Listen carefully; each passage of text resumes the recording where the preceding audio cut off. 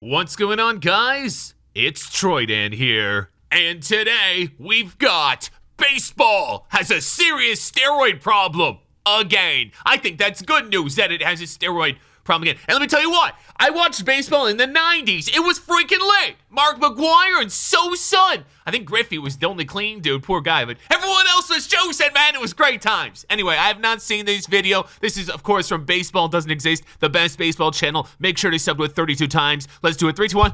Go. This offseason, MLB completely stopped testing for PEDs. Wait, Last what? season, they didn't test a single player for human growth hormone. And in the month of August alone, 7 players have been suspended for taking banned substances, including an 80-game suspension for Fernando Tatis Jr. But according to him, he never meant to take this substance, coming up with an excuse so bizarre and far-fetched, he's been universally labeled as not only a cheater, but a liar and also an idiot. I didn't know he denied However, it. His excuse actually makes sense based on the test results, when he took it, and why it doesn't really add up for Tatis to take the PED he's accused of taking on purpose. Whether Tatis took PEDs or not, players across the league definitely are and have been for over 100 years. Tell me. Babe Ruth reportedly got a boost by injecting himself with an extract from sheep testicle.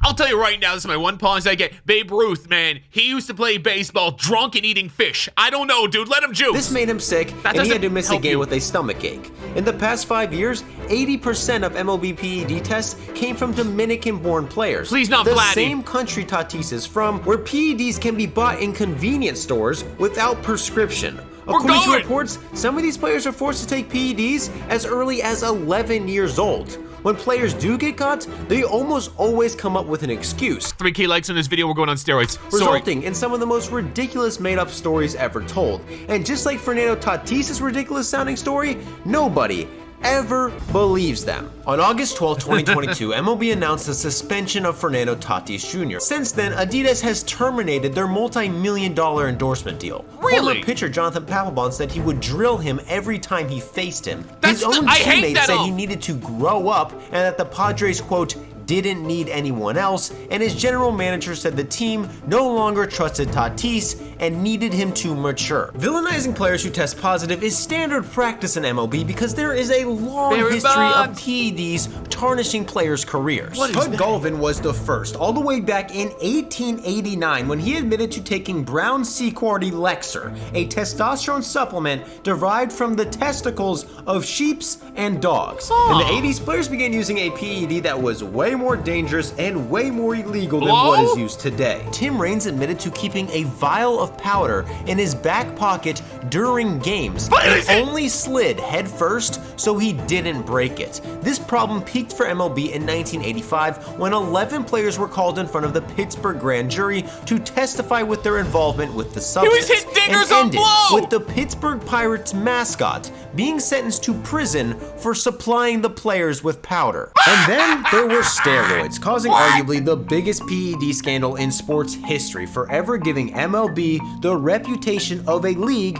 filled with PED users. But compared to other sports, this really isn't the case, and today MLB may have the strongest testing system out of any of the major American team sports leagues. In 2021, MLB players got tested on average 7 times a season. The average NBA player got tested half as frequently. The NBA and NFL both use isoform tests for HGH instead of the more sophisticated and accurate biomarker test MLB uses. The test NFL and NBA players get only detects HGH if it was injected 10 to 20 hours before the test is taken. And on game days, players aren't even allowed to be blood tested until the game is over.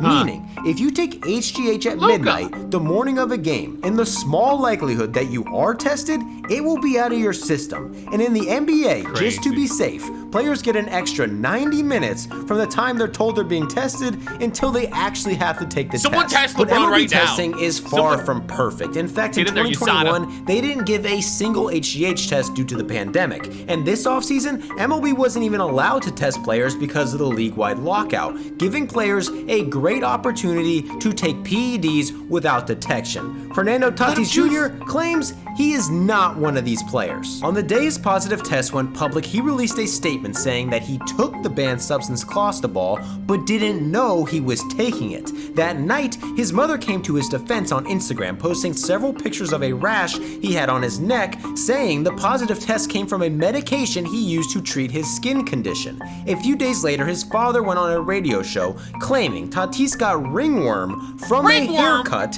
and used a topical spray with the ingredient clostebol, a banned substance that, according to Tatis' dad, added no strength or on-field performance whatsoever. This explanation seems far-fetched, but it is nothing compared to past excuses. Barry Bonds admitted to taking PEDs, but said he only took them because he thought they were flaxseed oil. Ryan Braun set the record for having the highest testosterone levels in the history of MLB PED testing, with levels twice as high as the person with the previous record. Braun claimed he only tested positive because the person handling his sample sabotaged him because he was a Cubs fan and was anti-Semitic. Braun ended up winning the appeal, getting his suspension reversed. A year later, he got caught again and was suspended 65 games. Melky Cabrera failed a test in 2012. He made a fake website with fake supplements and started running ads for it, then pretended like he saw one of the ads while browsing the web, then bought a supplement from the fake website, which actually turned out to be synthetic testosterone, causing a positive test. MLB found out this was a lie immediately and suspended him 50 games. What? That's the crazy. He made a fake website? What? Fernando Tatis Jr.'s excuse was also immediately dismissed. Several doctors spoke out saying an anabolic steroid would never be prescribed for ringworm. A dermatologist claimed that a different topical steroid called clobetasol is, hinting that Tatis tested positive for clostebol, Googled it, got the drug confused with a similar sounding drug, clobetasol, found out that clobetasol is used to heal skin rashes, then claimed he had ringworm so he could say he used it for his skin. The problem is, clobetasol doesn't help ringworm and doesn't have the substance he tested positive for in it. But these doctors were actually wrong. But before we get to why they're wrong, a quick word from today's sponsor. If you think you may be feeling depressed, stressed, anxious, or overwhelmed, today's sponsor, BetterHelp, is here to help you. BetterHelp offers licensed therapy.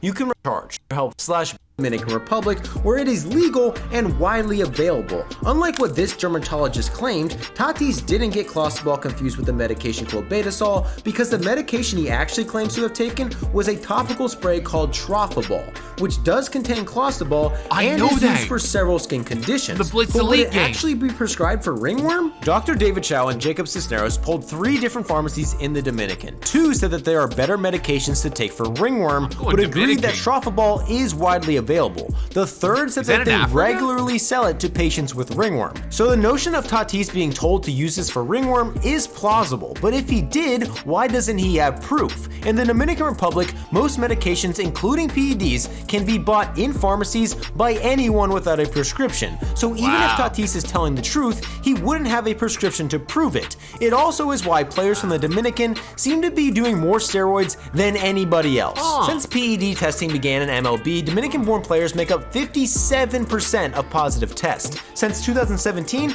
they make up 80% of positive tests, despite making up only 10% of the league's population. Players from the Dominican can sign to a major league team as early as 16 years old. Most of these players go to an academy to train full-time in their pre-teens. A former Dominican pitcher estimated in 2005 that 90% of players inside these academies were on steroids. According to at least one account, it isn't uncommon for a player to start juicing at age 11 or 12, and some of these players may not even have a choice. According to one player at his academy, he was given what he thought were protein shakes. In reality, it was a cocktail of PEDs he never had any idea he was taking. Pedro Martinez says that 99% of Dominican players who test positive don't even know what drug it is because they're given supplements by their coach/agent without any choice or knowledge of what's in it. The average income in the Dominican Republic is $7,000 a year. A player who signs a $50,000 contract gets cut 2 years later without even coming close to the major leagues still makes life-changing money. So the decision to take PEDs is easy, especially since so many other people are doing it. Dominican-born players might not only be more likely to take them, they're more likely to get caught because they can't afford the sophisticated substances, doctors, blood tests, constant testing, and everything that goes into taking and making PEDs under undetectable. They're not always A-Rods. They don't always have a whole goddamn 6 scheme. Dominican players were suspended recently for all taking the same PED called stanozolol, a PED that has been used since the 80s and can apparently stay in your system for months. It is extremely outdated, look at that and body. a smart Ooh, player with enough shots on money that. would never take this. Fernando Tatis Jr. doesn't have this problem. He just signed a $340 million contract, and if he wanted to juice, taking clostebol might be the last thing he'd choose.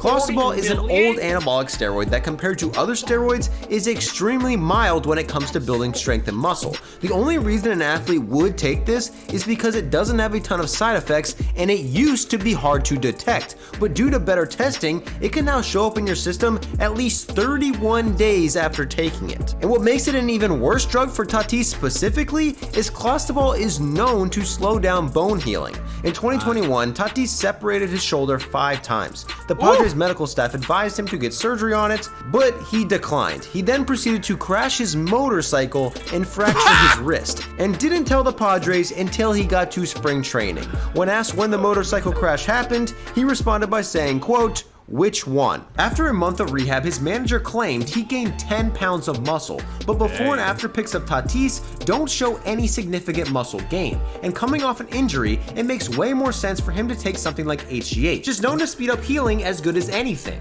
And even with MLB's biomarker test, it seems almost undetectable. The only MLB player to ever be suspended for HGH was A-Rod, and he never even failed a test. So Tatis either got terrible advice and was told to take clostebol, which isn't that effective, is easy to detect, and prohibits healing, which is why he's had so many injuries.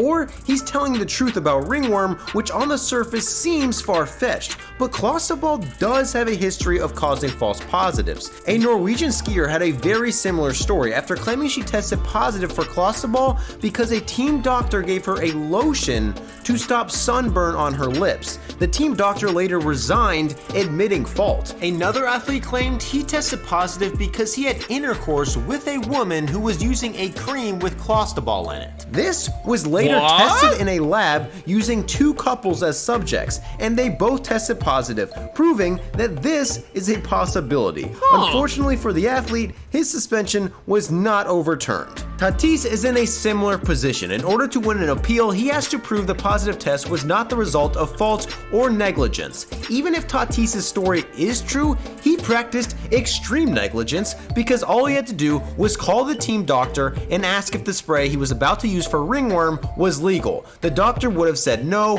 and all of this would have been avoided. When team doctors suggested he get shoulder surgery, he didn't listen to them. When he crashed his motorcycle and fractured his wrist, he didn't even tell them.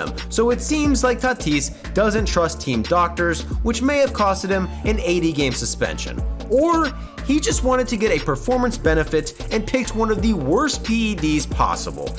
Oh, wow, that ended quickly and abruptly. You know what? I believe Tatis. I believe him.